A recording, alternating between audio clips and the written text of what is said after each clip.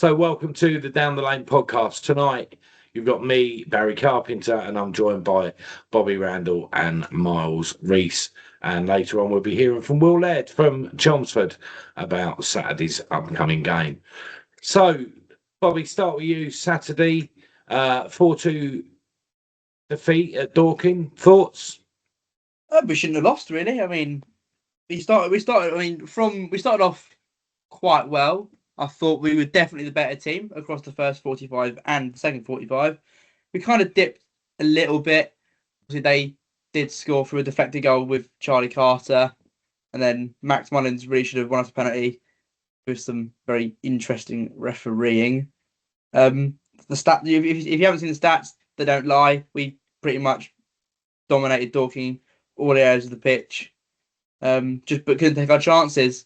Harry Phipps twatted one top corner out of nowhere. That brought the game back. And then Jane Davis scored late, but after that it was too late, and Charlie Carter got his hat trick and made it 4-2. So it's. I think I speaking to some of our fans. It's hard. Football is a cruel game. It's very, very harsh. So I think to look back on that as a 4-2 loss, it really hurts, because I think if you ask anyone, we definitely deserve to lose. I think Miles and Barry, you'll both back me up at it as well. Deserve to win, you mean? Yeah. Deserve to win. I didn't deserve to lose, sorry. I'm stuck in 2020, 2022. I totally agree with you. I think, like you say, when you look at the stats, we had more passes, we had more possession, we had more shots. The only one we didn't beat them on was shots on target, I believe. But obviously they made it count, and we didn't beat them on goals either. They scored 4, but twice we got back into the game and brought it down to a 1-goal margin, and then obviously within a minute or two they'd gone back to 2 up. So that made it difficult. But yeah, I mean, I think we looked a whole lot more organised. That was my one big take out of Saturday, was the team looked so much, so better organised on the day, and we just looked good. Miles, thinkings? Yeah, sort of echo what you boys say. It was a good performance, but feels like a massively missed opportunity to go to Dorking and get a point, or if not 3 points. You don't go away from Dorking sort of massively beaten up if you lose normally, because they're a very good side, but they didn't have a lot of quality, had a lot of injuries, and it was a shame we couldn't take advantage of it. But it wasn't for the lack of trying. I thought most of the 11 that played had a pretty decent game. The subs that came on were effective too. But it was disappointing really that we scored those goals and then switched off so quickly off the restarts. Surely the message would have been to mark Charlie Carter, right? He's their best player, arguably the best player in the entire league as well. And he beat us with 3 moments of individual brilliance, really. So fair play to him, is what you expect from a player that's of a National League standard. But yeah, a bit of a kick in the teeth, really, but still solid performance, things to build off of. So hopefully we can put it right on Saturday against Chelmsford. Yeah, and obviously in between Charlie's goals, they had their first free kick that they'd scored in. I believe someone said today it's like 4 years of football or something. 3.5 years. Brilliant. Yeah, and of course against us. Thanks, Dan Bibus. Yeah, but I thought he took it well, right? He put it in the right position, and so there we go. So after the game, anyway, Miles, you caught up with James, so we're just going to hear that interview now. So, James, finish here, Dorking Wanderers 4, Eton Borough 2. What's your initial sort of thoughts on the game? Well, relieved to get 3 points, I think. Obviously, Jason Pryor went off at half time, so we basically didn't have a recognised striker on for the second half. And then we scored. Unfortunately for you guys, that's the first free kick we've scored for about 4 years. Okay. So I don't think you probably take much comfort from that. No. But, strange game because it was quite scrappy for long periods. Periods where it was very wide open. Your former goalkeeper's pulled off an absolute worldie of a save down here from the header. And not just the save, but then he got back up and saved the rebound as well. So relieved to have got the 3 points this afternoon. But it never really felt like it was a game that was going to end up being 6 goals in it. And obviously, every time you scored in the second half, you probably felt you were getting back into it, and then we went back down the other end and scored. So a bit of an odd one. But for us, we take those 3 points. Yeah, definitely. Yeah, I feel like the first half we were sort of fairly even. As you say, Foxball often that's like blinding save from Pevy, and then second half, the lack of structure from Dorking, you were sort of just left really to park the bus essentially. It looked like I said second half was going to be a bit of a tough watch because it looked like we'd just basically gone to everybody behind the ball. And we were going to almost try and sit on a 1-0, which is difficult for us to do. And I think you realise that, so I started to throw on more attackers and everything. Yeah. And then kind of just with those differences of those different moments really that players like Carter can give you, and obviously that's what he came up with. Yeah. So I know Dan Gallagher got man of the match, but we probably went slightly early on that. Yeah. Charlie's bit ended up with a premature. hat trick and not man of the match. But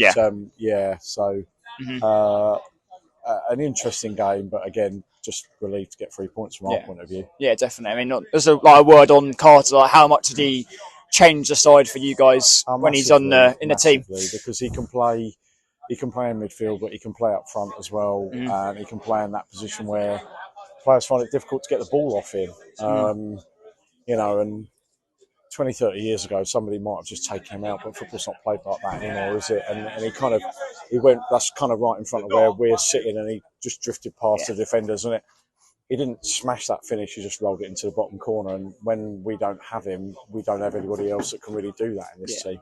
Yeah, we were saying earlier, it was like a non-league Eden Hazard. He just when he gets the ball, it just sticks to him, and he's so dynamic and quick. Yeah, he is.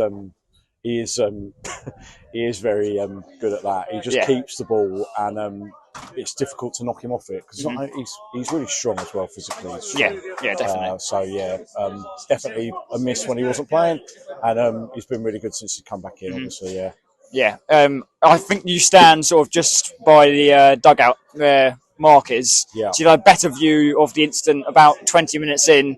I believe it was Fulks clattered into Mullins. We thought it was a penalty from where we were. What was your initial reaction to that one? It was over this side. It was over this side here. But one thing I will say is that the referee put the whistle to his mouth. Yeah. So I'm not sure what's then changed his mind. Whether he was thinking he was going to give a penalty or whether he was going to book your guy for diving. And in the end, he kind of bottled it, which was strange because he gave a lot of soft free kicks for both sides throughout the game. Yeah. So that was an odd one. But that was over this side and I'm over there. So couldn't really see that too well. Yeah, it was infuriating from our point of view because it looked like a stonewall pen. I think the linesman may have had a word, from what I understand, in the ref's ear to change his mind. But yeah, anyway, always an entertaining game. Yeah. Us and Dorking. I think that's probably the highest scoring game we've had for a while. We play you again. I believe it's in February time. I think you're coming down to our place, so we'll obviously look forward to that. And next up, you've got Bath in the trophy. The trophy next weekend. Yeah, back here. Yeah. Obviously, a chance to push on like you did a few years ago. Yeah. Remember you playing Stockport away. I think you won 5-0, wasn't it, at the time? So best luck for that. Thank you for coming on, of course, and you're welcome. So Miles, obviously James said there that the penalty incidents, and people would have seen it because obviously the footage was on that interview. The penalty incident. Talk to me about that. How did you see that? So I've watched it back, and I think even more now that it was a penalty than I did at the time. Because when you first see something, you it all happens so quick, you can not fully get a full picture for it. But yeah, I can't remember who their defender was. I think I said in the interview it was Folks, but that was incorrect. It was one of their centre backs just going for a loose ball, and it's just so clear. And you can even see the ref put his whistle to his lips and then decide literally before he blew it to not give it. Very, very infuriating because it's a stonewall penalty. I think James said he couldn't really see it, but I don't think there's any doubt that would have been a penalty. I think the linesman probably had something to say. I think I've heard there's not enough contact, which for me is absolutely crazy. And you never know what could have meant for us in the game to get ourselves potentially, if we'd taken it well, 1-0 up against a weakened Dorking side, like I've been saying. That could have been the turning point for us. And as it happened, they scored 5-10 minutes after that, if I remember right. Really like a sort of sliding doors moment in the game. Disappointing, but we expect it now. If officials right, you can't really get many good officials in our league. So It's sort of part and parcel of the level. But yeah, massively frustrating. Yeah, and I mean, I was stood down with you. We were down the bottom end, so it was at the other end of the pitch to us. But I mean, to me, it even looked like the referee was ready to point at the spot. You know, it's like he got his arm ready in it, and I'm like, well, and then we don't get it, and obviously that was frustrating. And then obviously just the brilliance of Charlie Carter, and I mean, you know, we've seen the goals there. One deflected, but listen, they all count, right? You know, I mean, that was on target, so they all count. Bobby, your take on Charlie Carter? Terrific little player, as Harry Redknapp would say. But no, he's a nationally quality player. He's done it plenty of times before, and you can see why he's so good for this league. I mean, I think his third goal, he just got the ball sort of in the corner of the box. He's gone past one and gently tapped into the bottom corner past Sanford. So yeah, Charlie Carter, what a player. But I'm going to just talk about the penalty from my perspective, and from what I heard. But yeah, as from where we said it's definitely a penalty, 100%. Like, I don't think I've ever seen a penalty in that situation not given until obviously Saturday. I was speaking to Benji, and he was sat by where the penalty was, and apparently, as I said, the referee put it to his lips and got ready to point, and the linesman shook his head. The referee looked at the linesman, and the linesman shook his head, which is bizarre to say the least, because I don't think the linesman has the authority to overrule the referee. But no, it's just a bit of a weird situation.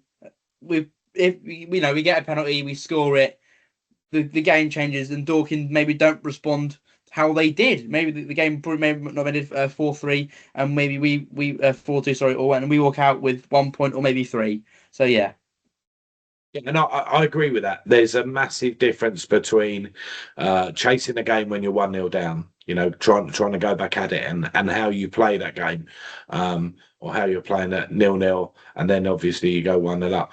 I think the biggest thing for me though was the amount of soft free kicks that the referee gave in that game, and yet that wasn't a penalty. And I don't understand how something very, you know, very soft is a free kick. I mean, I understand it's in the penalty area and he didn't give any penalties, but you know, for him giving them as fouls, you know, I just didn't understand it. So if there was no contact between Max Mullins and I think it was Dan Gallagher, then book Mullins for diving, and then give them a free kick.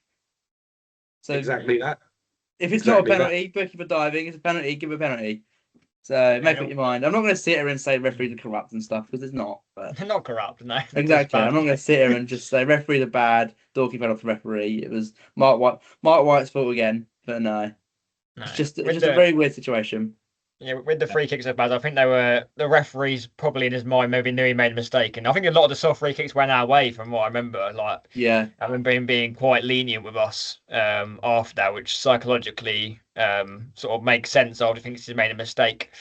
Yeah, we did have a good free kick chance, didn't we? Off Kai Corbett, obviously, will know fairly well from his short stint in Chelmsford. But yeah, he was dangerous as always, but. He's going to tuck one away eventually, I think, Kai. He's getting very close a few times. And obviously Harrison, we've got to mention that as well. He made a great save of Pemi's header. I've seen it back, and it's even better watching it back. He's going the wrong way to where the header was directed, and he managed to change direction, quick reflexes, and tip it behind, which was, incredible save. And we've come to expect that from Harrison when he was with us a couple of years ago. Yeah, I mean, again, if that goes in and it goes to 1-0, it's a different game. But yeah, they just seem to. I mean, I think sometimes, you know, you come away from a game and you think actually we weren't the best. You know, we weren't the worst side on the day. Were we the best side? I don't know. I mean, some of the stats are tight, but I think we was definitely a match for Dorking. Like I say, I'd taken away how well drilled we looked, and whether that's because, you know, Hugo's there now and Tommy's got a bit more time to work on other things, or Hugo's working on things. I don't know, but I just thought the way we shaped up was was so much better. So obviously now we move on to Saturday. And we're now joined by, we're going to say hello to Will Laird. So, hi, Will. Thanks for joining us. Thanks for having me.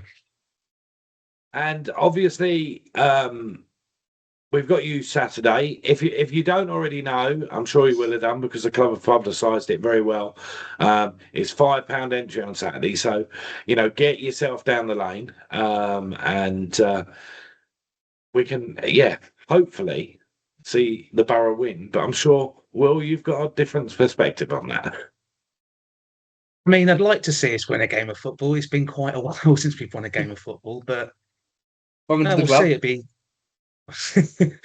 Well, yeah. I mean, it's been a interesting season so far, so hopefully we can start getting back right on track from Saturday. Yeah, I mean, look, I looked briefly before coming on at sort of Chelmsford's recent record, and you're 15th in the league and 15th in the form table, so it's fairly consistent. I'll give you that. But Chelmsford were sort of touted a lot to do well this season. I put them probably playoffs. I think I put you third at the start of the year. We know from having a new takeover, going full time, getting a lot of new players in, doesn't always click straight away. But you have a lot of quality, like from the players that we've known. Obviously, Kai with us now, Shiloh, Jason, even Jez can have his moments. Why do you think it's not quite clicked so far? And also, you've got a good manager that's done it before as well. I think tactically at the minute, I'd say I'm sure you guys have seen the goal that Taylor scored against Hornchurch, the one where the keeper sends it long and obviously gets it turned, scores. Yeah, I did see that. Yeah, we seem to be relying on that a lot, trying to go long to Taylor or long to the wingers, just bypassing the midfield. We've just got no midfield, and it just seems to be coming back to haunt us. We've got the plan A, which is that, and once we go 1-0 down, we don't have a plan B. And I think we do have the quality, but I think the middle of the park's just where it's not working at the minute. I mean, I think obviously players in midfield, obviously we've got we've got supposed to have Tom Lapsley, we've got Ricky Holmes. I think we were planning on building a midfield around Dom Odetanya and Tom Lapsley, but see, Tom Lapsley came in, he wasn't fit. He'd been out for a couple of years, trying to get him back, and then he got injured again, and then you're relying on a midfield pairing of Dom and a 38-year-old Ricky Holmes, which it's Ricky Holmes, brilliant player, and always will go down in history in our club for what he's done for us, but obviously isn't what he used to be, and it's unfair to judge him on it, but we shouldn't have to rely on him. I think Dom, obviously, is our captain. I don't personally think Dom has stepped up as a captain very much. I mean, there's been instances, like I think as a skipper for a start, where he could be doing more. I mean, Weekend, for example, gives away a cheap free kick and in frustration kicks the ball away, and it's just like, well, you're the captain, mate. It's nice, if you're the captain and there's players we have got a real discipline problem as well. I'd say because I think we've had 6 red cards already this season. Jesus Christ! Yeah. Obviously, we had another one at the weekend. It was one of our young 20-year-old lads, and it's kind of like if the captain's kicking the ball away, how can you expect these youngsters or players who've just come in to keep their heads if the captain can't keep his head over the smallest little thing And I appreciate, players get frustrated, but when you're still in the game, you 1-0 down. I think at this point we were down to 10 men, but you're still in the game, and you're at home, and you've got the fans behind you. Why are you kicking the ball? And I think that isn't obviously his leadership isn't any reason. I just think the midfield just hasn't been good enough this year, and I think that's somewhere we are, dying out for players to come in and hopefully fix the problem. Mm-hmm. I think obviously just going back to Kai Corbett. Obviously, I didn't know that he hadn't scored for you lads yet, and I'm gutted that he left when he left us because it didn't work because he looked unbelievable on the wings when he played. He scored a few for us. Yeah, not free kicks, mate. Enough. Yeah, no, I meant free kicks. Oh, sorry. Yeah, that's right. No, that's right. Yeah, he has scored a few. He's been decent. Yeah. Oh, that's the thing. I mean, and I'm not saying that Jason or Jez or Shiloh. Shiloh. Sorry. Bad that I forgot Shiloh, but there we go. Quite a lot on his, so yeah. Bad I forgot that. But it's not that they haven't been clinical; they just haven't been good. I just think they're completely different players, and I think think he was really. I think he gelled really well with obviously with Taylor up top, but we've also got Jack Barham as well, who's been injured. But I mean, I think going into Saturday, obviously Taylor. I mean, to sum our luck up on Saturday, hit the post two or three times, didn't get a goal. They scored two, and Lyle Taylor fell over on a drain at full time and got himself injured. Oh wow! I don't think he'd have played anyway because he's got. He seems to have a thing where he doesn't like plastic pitches, which as an ex-football league pro, I get it, but you kind of know what you're signing up for if you come into a non-league side. I mean, I'll come on to how good I think he's been in a minute, but but I think Jack Barham. I think he'll have to start on Saturday, and I think he looked quite good on Saturday just gone against Western because obviously first came back from injury and he looked quite fresh. I think at that point, we were obviously chasing the game when he came on, and I think if he'd been on a little bit earlier, it might have scored sooner and might have been a different result on the day. But I think if he turns up on Saturday, I think it could be a long afternoon potentially for you. But I think also one thing to note, I think Dom could be suspended as well. So we might have to put one of the younger lads in midfield. So could be a different midfield battle, could be a better one for you, could be a better one for us. I think we're a really difficult one to call at the minute because we're so out of form, but we've got the players and we've got the full-time setup to just turn it on if we need to. We're fairly similar in that regard, aren't we? Like both clubs would be wanting to be at least in playoffs. Obviously, we're doing much worse than you so far, but yeah, plenty of time to turn it around. But yeah, our midfield isn't the best currently. Like we've got a couple of decent players, but Sagaf went and got himself injured about a week ago, and then we've got Eastman, who's been probably one of our best players under Tommy since he's come in. But we are light in midfield too, and I think that's one of our main issues. So I think it'll be an interesting midfield battle. Who can be the least worst, maybe? I mean, if Craig plays, I think at the weekend, I thought he was outstanding at Dorking on Saturday, and I just think he's getting better and better every game since Tommy's come in, and he's probably really enjoying the system that Tommy wants to play, and he's enjoying playing under Tommy. So I'm looking forward to that, especially if you say you've got a weakened midfield, because that could be a standout. We could have a standout performance there. Obviously, it would have been nice to see Darman Darwin, old players. I'm not 100% sure about. I mean, someone mentioned that he might be suspended. I don't know if it's true, but I mean, I've got a funny feeling though it might potentially be he is suspended because he's got 5 yellow cards now, but we'll see. Yeah, I don't know how long that takes to kick in. I don't know if that's. I think it's a week to kick in. Right.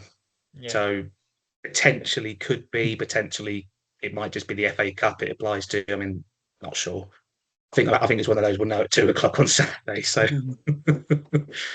Will, you said earlier, tactically, you're relying on what we're used to are the long balls that Matt Gray was in love with. I've seen a lot of your fans, especially after Salisbury, were calling for Harrop out. Now, I'm going to ask, what's your views on Angelo Harrop, what he's done so far, and where do you stand currently? When he came in, I wasn't keen on having him, obviously, with the ex-Braintree. I mean, I know we've had, obviously, ex-Braintree managers before, but I think with him, I've seen how I saw how he played with Braintree, and I thought, I don't really want this with a full-time squad. But obviously, when he came in, I thought, give him a chance, see what happens. And he came in and was like, we're going to play exciting football. We're going to do, maybe not this year, but we are going to go and do things with this club. I'm now at a stage where I'm edging towards Harrop out, but I think for me, yeah, it's only December and there's still plenty of time to go. And people do always say to me, look, we did with Braintree, look, we did in the second half of the season. But I think at the same time, it's a completely different scenario. At Braintree, part-time side, he could chop and change, he could bring in who he wanted, get rid of who he wanted. That simple. Can't do that at Chelmsford because you've got a full-time squad. tied down to contracts, agent fees. Obviously, got to pay money to get rid of them if you terminate their contract. So that's a difficult one. I mean, I'm edging towards the Harrow camp, but I'm not fully there yet. However, I think speaking to a lot of people after Saturday, I think there is a lot more now edging towards Harrow than there is Harrowpin. I mean, we'll see Saturday come 5 o'clock when we speak to you then. But just going on to we talked about players there, Lyle Taylor, Domino Sanya, Jez and Shiloh. Is there any players that us fans should watch out for you guys? Also, you mentioned Jack Barnum as well, sorry. There was one I completely forgot. I don't know why I forgot about him. Sam Follering. On loan from Hartlepool, I think he is. Yeah, so I think we will struggle to keep him in January, but I personally think he's a really, really good player. I think the last month, no one going forward apart from Lyle has really played well. I think that comes from the midfield being as useless as it has been the last month. That I think with the limited ball that they've had, the wingers, I think he's actually been. I mean, Jez has been pretty good as well, but I think Follering has been the standout on the wing. I think. Yeah, he played really well against Braintree, wasn't it? I watched the game. We were on the way to somewhere. Bob will know. We were watching on the TV on TNT, and he was excellent.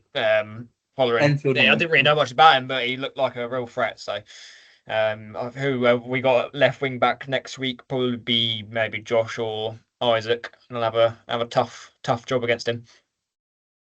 Yeah, I think. I mean, I'm hoping this weekend was a wake up call. Although going off the fact that they were on a Christmas do in Dublin the next day. Oh wow!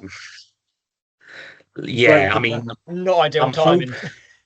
I'm hoping it was planned weeks and weeks in advance, which I assume it is. But you look back and think, well, we lost 2-0 against the team in probably our biggest game in our history to get to a third round FA Cup tie, and you've gone out to Dublin the next day for a bit of a jolly, for Christmas. It's not great look, let's be honest. No. But would you rather Dublin or Grimsby? There's your options.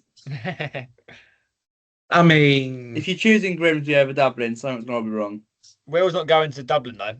He's going to the FA Cup game. I mean, Grimsby's cheaper though, isn't it? So Costadale Grimsby. Yeah, and I actually hope, Will, that they're having a very good time out there, and I hope they're partaking of the Guinness and enjoying it. Yeah, and they're suffering a 3 or 4 day hangover when they get back. But we've got a county cup game tomorrow first as well. Sorry. Got a county cup game first tomorrow, so doubt any of them will be back for that, will they? The boys will be out for that one. Yeah, so I mean, how have you found Dom since he came to you? I mean, when we first saw Dom, I think we were playing away at Hornchurch, and we had someone sent off, and probably most of us at the end of the game said it felt like we were playing with 11 men because Dom had done the work of 2 men, and he had that in his locker. And I think there were certain games that we saw him play where he was outstanding, and there was others where you just questioned, was he on the pitch? How have you found Dom since he's come to you this season? I think it's pretty similar. I mean, he's had a few games where he's been exceptional. I think the midfield pairing of him and Holmes have been exceptional in certain games. I mean, Hornchurch, they were both unbelievable. But I think the fact he's captain as well, there's a lot more pressure on him this season, which you'd expect. But don't think he's carrying it very well. I think there's been, obviously, as I said before, there's been instances where it sort of looks like when the going gets tough, he gives up a little bit, which is that harsh maybe, but I think obviously the example I gave with weekend just gone, or we had Hemel, for example, we lost 2-1, we were 2-0 down 90th minute, and he's walking over to the goalkeeper, giving him the armband, then walking off the pitch at the side, at the where the fourth official is. And it's just, and I think for me, I think he's a good player, and there's no doubt in that. I just think I question his attitude sometimes. I question, is his heart fully with this? Is his heart elsewhere? Is there something that we don't know about that's going on that's affecting not just him but other players? I think there's there's a good player there, but I just think we haven't seen the best of Dom Wadasanya yet. I think you're probably right there. In what I've not seen, obviously, all you guys have seen a couple of them, but and I've watched some highlights, obviously, in the build up to today's pod. So, and I think that on his day, Dom can be an outstanding player. And like you say, if there's something that he isn't responding to, or something that's holding him back at the moment, then yeah. So obviously we move on to Saturday. We're going to do some predictions. We'd started it last week. We're all at the record. Don't worry, we're all at the record of 0 right. So although Miles, I think you got closest. You said 2-2. So yeah, I said draw. Yeah. So yeah.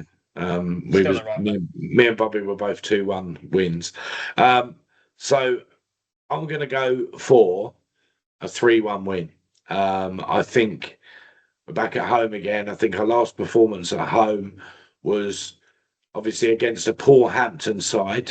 But we went to Dorking and we showed that there was improvement in the week, even though, I sometimes think you can come away with an encouraging defeat, if that makes sense. And I felt that on Saturday. When I came away, I felt encouraged at what I'd seen. And I think unless you severely pick your game up, that we will run out quite easy winners. Bobby, you? I'm gonna go for a 2-2 draw, just personally because obviously we did very well at Dorking. We showed that we could fight, but I think it'll be a wake-up call for Chelmsford. I don't think they want to lose. I don't think they'll want to lose, especially to us. Obviously, us being in the relegation zone.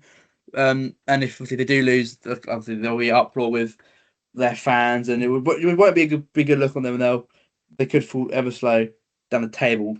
So yeah, I'm going 2-2. I know hopefully you win, but just gut instinct thinks 2-2 draw. Miles? yeah, we got a fairly poor record against Chelmsford, especially away. We're always horrendous. I think home wise we've had a mixed bag. We won last year. Was it 2-1? I think it was.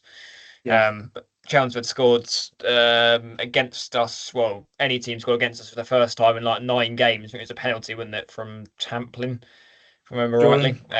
Greenwich, yeah. wasn't it? I think it might be Greenwich. I don't know. Might be Greenwich. I think Tamplin won I it. think Maybe it would have been. Think it would have been Greenwich. Yeah. Yeah, I think Tamplin won it, and yeah, maybe Greenwich dispatched it. But yeah, I'm thinking the same result again. I'm going to go for a 2-1, 2-1 Borough. I feel like it'd be a good game, probably quite end to end if the midfield battle's anything to go by. But hopefully we'll have enough. And I'm just going for the FA Cup hangover really for Chelmsford. And you say you've got a game today or tomorrow, Will, as well. So Tomorrow, but I think we'll probably play the kids in that. Play the So kids, right? Okay. So I don't think you'll see many who play Saturday playing that. Fair Hopefully. enough. Yeah, yeah. And maybe no Lyle Taylor, no Dom. So that's what I'm going for a 2-1. And obviously tomorrow is Tuesday, so Bob, Miles, you were right there in today because this will be going out on Tuesday, obviously. So okay. And Will yourself, score prediction? Difficult one. I'm probably. My heart wants to say a City win, but I'll be honest. I think if you score first, you'll win, and I'm going to say 2-0 to you. Oh, pessimism. I like it. I want to be proven wrong, but I think our track record away from home this year it's been shocking. I mean, I think we've won 2 games away from home all season. Same as us. So you were the 15th. So. Can't remember the other one. I think our biggest issue is that we go 1-0 down, we never get back into it. Wow. I think if he does what he's been doing the last month and goes with the same team, we all know what's going to happen. We'll go 1-0 down. We'll have chances. We won't take them. We'll go 1-0 down. That's that. So I think we'll lose 2-0. If he changes it up, then who knows? But I think for me, knowing what the manager's like, knowing what the last month has been like, I think we're going to go the same team again. Probably be a 2-0 loss. Oh wow! I think you might be. Earlier, you said you were sliding towards Harrop out. I'm starting to gather you might actually be Harrop out. And getting there, I think that's the best way of putting it. I mean, appreciate the guy's passionate, but I think it's getting to a point, if unless he changes things up, it's only going to go one. Well, with the fans, it's only going to go one way. Whether the owner decides to get rid of him, it's up to the owner. But Matt Gray's free. Never like to see yeah, a I mean, manager. I've heard we were interested in Matt Gray in the summer, apparently. So I never like See to how see a that manager lose their job, but obviously, after our last home win against Hampton, they got rid of their manager. So, yeah, we'll see. I think if we lose, I don't think he'll get rid of him Saturday. I think if because after you, we've got Ebbsfleet at home, we've got Enfield away, and then we've got Dagenham at home, and then Maidstone at home. And I think if we fail to pick up more than, I'd say, 4 or 5 points in that, there are some winnable games in there. I think that's when personally I'd start thinking, right, maybe it's time to look at another manager. But I mean, there's plenty of people who think he's the right man for the job. So it's it's completely up to. I think it's a great thing about an opinion. Some people have one opinion, others think he's brilliant. It's all down to the owner. And I think the owner will take his time to make a decision. And if he makes the decision, then he makes the decision. If he doesn't, we've still got to back the team. Exactly that, and opinions. We've all got them. They're all different. That's what makes life, isn't it? So, we'll wait and see. So, look forward to seeing you Saturday, Will. Thanks for watching. Remember, it's £5 down at the Connect Management Stadium on Saturday. So, get yourselves down there. And I think if you get yourselves down the club this week and take a picture with the Grinch, I believe, someone will win a couple of free entries as well. So, if you're about the club, get yourself down there this week. And we will see you next week. Will we see you Saturday? Miles, Bobby, see you Saturday. Good luck to tomorrow, Bobby. You're having an operation. Means you might not be able to talk for a couple of weeks. Result. But we will wait and see. So, yeah, good luck tomorrow, and we'll see you all next week.